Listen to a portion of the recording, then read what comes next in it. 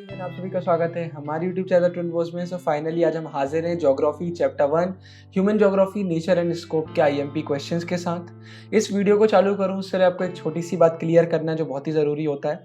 वैसे कि आप सबको पता होगा, लेकिन फिर भी बता देता हूँ कि ज्योग्राफी हमारा सब्जेक्ट नहीं था, ना ही मेरा था, ना ही देव का था। तो एक बहुत बड़ा क्वेश्चन आता है कि आखिर हम ये ज्योग्राफी के फिर इंपॉर्टेंट क्वेश्चन लेकर कहाँ से आ रहे हैं। सिंपल सी बात है भाई, हम लोग ह्यूमैनिटीज़ के ही हैं तो हम लोग पूरी बुक पढ़ते रहते हैं।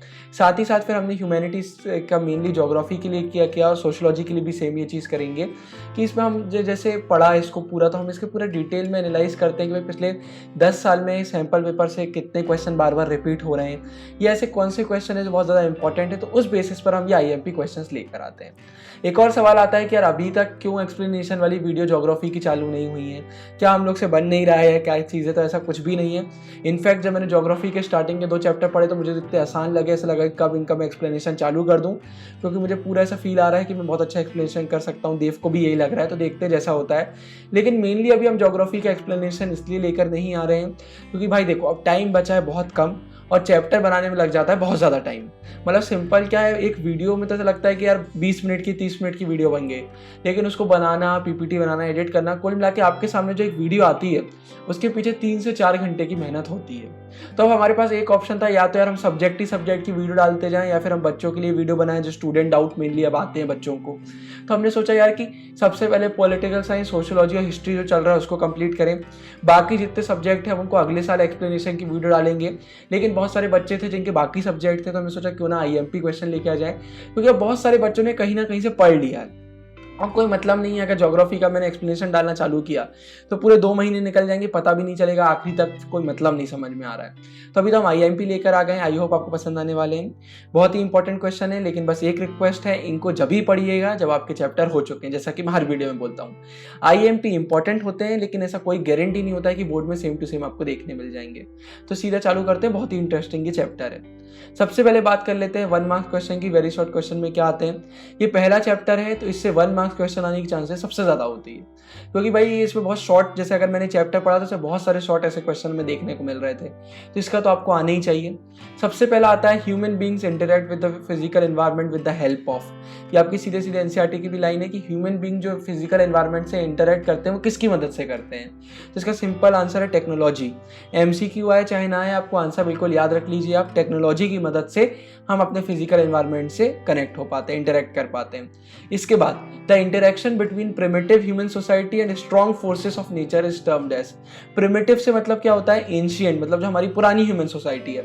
और स्ट्रॉन्ग फोर्सेस ऑफ नेचर मतलब कहाँ, जब डोमिनेटिंग नेचर है, तो इसको हम क्या बोलते हैं, इन्वायरमेंटल डिटर्मिनिज्म। इसके बारे में मैं आपको थोड़ा सा समझा देता हूँ, आगे इसका पूरा क्वेश्चन आएगा, लेकिन अभी सिंपल आपको बोल देता हूँ कि जब नेचर डोमिनेटिंग उसमें होता है, ह्यूमंस नहीं होते हैं, तो उसको हम बोलते हैं इन्वायरमेंटल डिटर्मिनिज्म। और इसका जस्ट अपोजिट, जब ह्यूमन डोमिनेटिंग नेचर में होते हैं और नेचर डोमिनेटिंग नहीं होता है, ह्यूमन नेचर को डोमिनेट कर रहे होते हैं, तो उसको हम बोलते हैं इन्वायरमेंटल पॉसिबिलिज्म। मतलब डिटर्मिनिज्म का अपोजिट है पॉसिबिलिज्म। ठीक है, इस बारे में आगे हम अभी डिटेल में डिस्कस करेंगे। इसका तीसरा क्वेश्चन आता है डिफाइन ह्यूमन ज्योग्राफी। आप ह्यूमन ज्योग्राफी क्या समझते हैं, ये क्वेश्चन बहुत इंपॉर्टेंट है। तो सिंपल सी आपको इसमें एनसीईआरटी में 2-3 डेफिनेशन दी हुई हैं, आप उनको याद कर सकते हैं। अगर आपका एक अच्छा, आपको सोच रहे हैं कि आंसर और अच्छा हो जाता, आप लिख सकते हो this definition by this this this, तो एक इम्पैक्ट पड़ता है। अभी सिंपल वे में आपको बताऊं तो human geography is basically the study that deals with human activity in relation to the earth surface. हमारी ह्यूमन की जितनी भी एक्टिविटी होती है अर्थ सरफेस के रिलेशन में, उसको जिसको हम पढ़ाई करते हैं उसको हम ह्यूमन ज्योग्राफी बोलते हैं। ये हमारा दिखाता है कि यार ह्यूमन एक्टिविटी कैसे इन्वायरमेंट पर हमारे इफेक्ट डालती है और कैसे इन्वायरमेंट से हम इन्फ्लुएंस होते हैं, दोनों चीजें ये बताता है। ठीक है, ये हमारे सामने आती है। और ये ह्यूमन ज्योग्राफी सिंपली हमें दिखाता है कि हमारा इंटरेक्शन कैसा है, मतलब ह्यूमन का कल्चर कैसे डेवलप होता है साथ ही साथ प्लेनेट के कल्चर के साथ। मतलब कुल मिला के ह्यूमन कैसे इंटरेक्ट करता है हमारे नेचर के साथ, आप इन शॉर्ट बोल सकते हो। इसका एग्जाम्पल आता है विलेजेस हो गए, रोड्स हो गए, रेलवे हो गए, एग्रीकल्चरल फार्म्स हो गए। कुल मिला के कैसे ह्यूमन ने टाइम टू टाइम अपना एक इंटरेक्शन दिखाया अपनी पूरे अर्थ के सरफेस के साथ। ये हमारा सिंपल सी डेफिनेशन होती है ह्यूमन ज्योग्राफी की। इसके बाद बात कर लेते हैं विच सब field of geography is called demography. आपको सब फील्ड एनसीईआरटी में दी हुई है वो एक बार अच्छे से पढ़ लेना है, एटलीस्ट कुछ नाम पता होना चाहिए और नाम के अंदर की सब ब्रांचेस आपको पता होना चाहिए। तो अगर हम बात करें डेमोग्राफी किसके अंदर आता है तो वो population geography is also known as demography. मतलब डेमोग्राफी की अगर हम सब फील्ड ज्योग्राफी की बात करें जिसको हम डेमोग्राफी बोलते हैं तो वो है पॉपुलेशन ज्योग्राफी। इसके बाद फिफ्थ क्वेश्चन हमारा आता है which subject is called mother of all branches of knowledge. कौन सा एक सब्जेक्ट है जिसे mother of all branches of knowledge बोलते? तो इस चैप्टर क्वेश्चन है, सिंपल बात है, ज्योग्राफी को बोलते हैं। ये आपको आना चाहिए क्योंकि इससे बेसिक क्वेश्चन बोर्ड में आ जाते हैं, बच्चों से नहीं बनते। इसके बाद 3 मार्क्स क्वेश्चन की हम बात कर लेते हैं भाई कि 3 मार्क्स क्वेश्चन में क्या आता है। तो बहुत ही एक इंपॉर्टेंट क्वेश्चन आता है, what is humanisation of nature. अब आपको ये बहुत अच्छे से आना चाहिए 2 आंसर, एक है ह्यूमनाइजेशन ऑफ नेचर और एक है नेचुरलाइजेशन ऑफ ह्यूमन। यहाँ पर सिंपल आप बात करिए, देखिए आपको क्वेश्चन से ही समझ में आ रहा होगा नेचर कैसे ह्यूमनाइज हो रहा है। तो इसको आपको मैं थोड़ा सा एक डिटेल में समझाता हूँ। इसमें देखिए सिंपल दिया हुआ है कि धीरे धीरे जब टाइम बढ़ता गया तो हम जो ह्यूमन थे हम नेचर को समझने लगे कि भाई नेचर कैसे काम करता है, नेचर में क्या क्या है, हमने पूरा उसको देखा। साथ ही साथ हमारा सोशल और कल्चरल डेवलपमेंट हुआ, फिर हमने धीरे धीरे टेक्नोलॉजी डेवलप करी। टेक्नोलॉजी की मदद से हम एक स्टेट ऑफ नेसेसिटी से अब एक स्टेट ऑफ फ्रीडम में आ गए, हमको एक फ्रीडम मिली। हमने इस फ्रीडम का यूज कैसे किया, हमने पॉसिबिलिटीज जनरेट करी। जैसे हमने पॉसिबिलिज्म का आपको मैंने बताया था, हमने लैंड का यूज करना चालू किया, हमने अपना एक ह्यूमन डोमिनेशन दिखाया। कुल मिला के एक नेचर का जो पहले डोमिनेशन हुआ करता था हम आगे डिस्कस करेंगे, अभी किसका डोमिनेशन है नेचर पर, ह्यूमंस का। मतलब एक प्रकार से आज की डेट में जो हमारा पूरा अर्थ है हमारी मुट्ठी में होता है, इसको हम बोलते हैं ह्यूमनाइजेशन ऑफ नेचर। इसका सीधा एग्जांपल जैसे आपके में दिया हुआ है, हेल्थ रिसोर्ट्स हो गए, अर्बन एरियाज हो गए बड़े बड़े, पेस्चर्स हो गए, लैंड रोलिंग हिल्स हो गए, पोर्ट्स ऑन द कोस्ट हो गए, सैटेलाइट हो गई स्पेस में। कुल मिला के आपको ह्यूमन का दबदबा दिख रहा होगा, इसको हम बोलते हैं ह्यूमनाइजेशन ऑफ नेचर। इसके बाद आता है the nature and the human being are so intricately intertwined that they can not be separated. मतलब कुल मिला के इन शॉर्ट अगर हम आपको समझाऊं तो ह्यूमन और नेचर कभी सेपरेट ही नहीं हो सकते, हम इतना ज्यादा एक दूसरे से जुड़े हुए हैं। बिल्कुल सही बात है, nature and human are inseparable. इनको हम कभी सेपरेट नहीं कर सकते हैं, क्योंकि सेपरेट इसलिए नहीं कर सकते हैं क्योंकि हम जो ह्यूमंस है हमने ये एक म्यूचुअल इंटरेक्शन किया है हमारे इन्वायरमेंट के साथ और इसकी दम पर हमने सोशल और कल्चरल इन्वायरमेंट फॉर्म किया है अपना। कुल मिला के इंटरलिंक है हर चीजें आपस में। इसका सीधा आपको एक एग्जांपल इसमें दे देते हैं कि आपने देखा होगा बहुत सारे मेटाफर यूज करते हैं, जैसे कि face of the earth, eyes of the storm हो गया, माउथ ऑफ द रिवर हो गया, snout the glacier, profile of the soil etcetera. से कुछ मेटाफर आपको देखने को मिल जाते हैं। सिंपल सी बात इतनी है कि ह्यूमन के बिना नेचर नहीं है और नेचर के बिना ह्यूमन नहीं है। आज की डेट पर ये आपस में इतने ज्यादा लिंक हो चुके हैं, इनको सेपरेट करना पॉसिबल ही नहीं। इसके बाद अगला हमारा क्वेश्चन आता है the knowledge about nature is extremely important to develop technology. अगर हमें टेक्नोलॉजी को डेवलप करना है तो हमें नॉलेज होना चाहिए नेचर का, ये बहुत जरूरी चीज है। बिल्कुल सही क्वेश्चन है, बहुत ज्यादा जरूरी है। क्यों है मैं आपको एग्जांपल बताता हूँ। सिंपल बात है, हमने फायर डिस्कवर करी नेचर से। कैसे करी? जब हमें नेचर के कुछ कॉन्सेप्ट मालूम चले, जैसे हीट का कॉन्सेप्ट और फ्रिक्शन का कॉन्सेप्ट। अगर हमें ये मालूम नहीं होता तो शायद कभी फायर डिस्कवर नहीं हो पाती। आज कितनी चीजें जो फ्रिक्शन की मदद से आती हैं। साथ ही साथ अगर हमें डीएनए और जेनेटिक्स के बारे में नहीं पता होता तो हम इतनी सारी बीमारियों को कभी कॉन्क्वर नहीं कर पाते, इतना ज्यादा मेडिकल उस एरिया में हमारा डेवलपमेंट नहीं हुआ होता। एरोडायनामिक्स हमें नहीं पता होता तो हम फास्टर प्लेन्स नहीं बना पाते। तो इससे हमें मालूम चलता है कि जब तक हम नेचर को नहीं समझेंगे तो हम टेक्नोलॉजी डेवलप नहीं कर सकते। आपने देखा होगा जितनी बड़ी आज तक आविष्कार हुए हैं सबके पीछे कहीं ना कहीं नेचर का हाथ है। कि जब लोग नेचर को ऑब्जर्व करते हैं तो उनका दिमाग एकदम से चल जाता है कि यार ऐसे ऐसे चीजें चलती हैं, उसके बाद टेक्नोलॉजी डेवलप होती है। तो एक ये क्वेश्चन बहुत इंपॉर्टेंट आता है। इसके बाद फील्ड्स ऑफ ह्यूमन ज्योग्राफी। मेरी आपसे रिक्वेस्ट है आप अपनी बुक से एक बार ये जरूर पढ़िएगा कि फील्ड्स क्या आती है ज्योग्राफी की।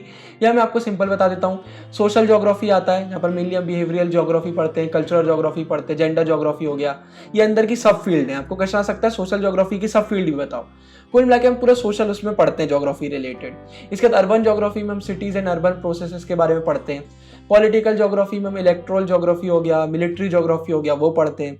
पॉपुलेशन ज्योग्राफी में हम पूरा माइग्रेशन, ग्रोथ, कंपोजिशन, डिस्ट्रीब्यूशन सब पढ़ते हैं। सेटलमेंट ज्योग्राफी में हम पढ़ते हैं कि ह्यूमन जौन से अर्थ के एरिया में जिस एरिया में सेटल हुए वहाँ की हम स्टडी करते हैं। इकोनॉमिक ग्रोथ की अगर हम बात करें तो geography of marketing, tourism, international trade हम पढ़ते हैं। तो आप एक बार जरूर देख सकते हैं, थोड़ा बहुत आपको ये बनना चाहिए।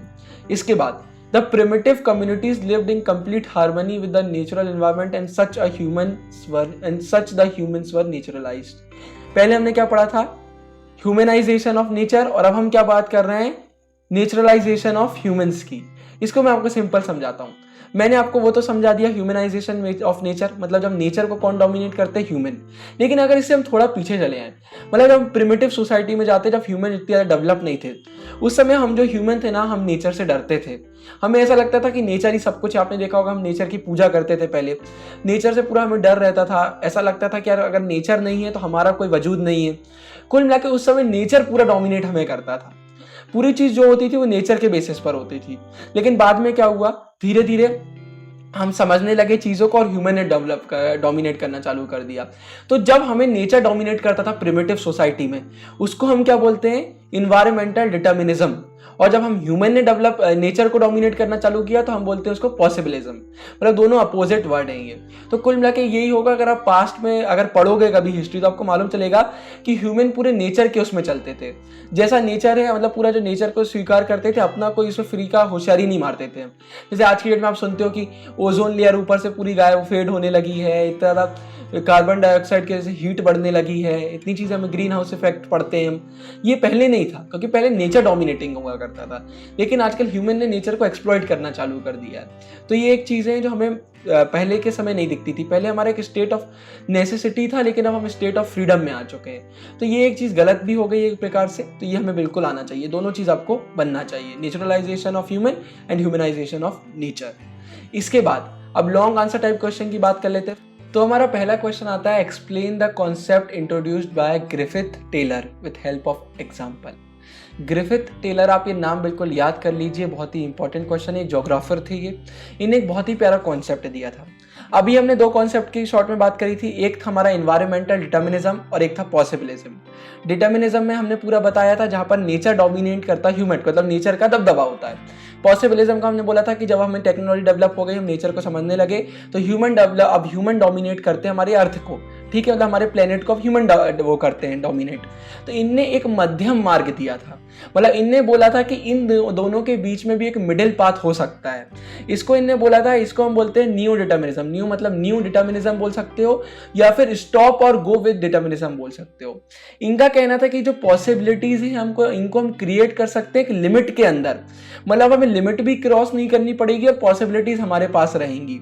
और इनका कहना था कि अगर हम करेंगे तो इससे एनवायरनमेंट डैमेज नहीं होगा, क्योंकि इन्होंने एक लाइन बोली थी कि there is no free run without accidents.